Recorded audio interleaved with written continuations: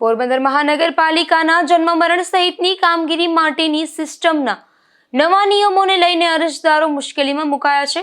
અગાઉ આ સિસ્ટમના એક આઈડી પર મલ્ટી સિસ્ટમ મારફતે કામગીરી થતી હતી, ત્યારે તે હવે એક આઈડી પરથી થતી નથી, ત્યારે મુશ્કેલી સર્જાય છે।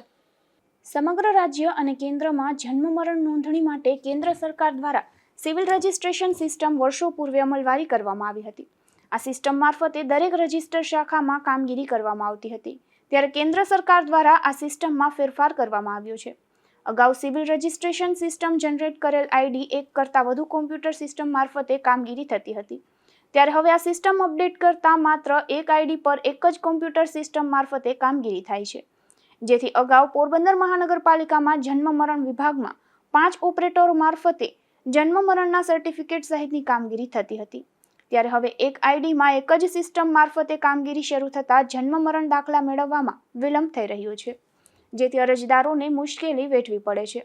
આ સિસ્ટમ થતાં હાલ અહીં દાખલા માટે અરજી કરવા આવતા અરજદારોને કલાકો સુધી અરજી સબમિટ કરવા રાહ જોવાની ફરજ પડે છે, જેથી અહીં આવતા અરજદારોને ભારે મુશ્કેલી વેઠવી પડે છે।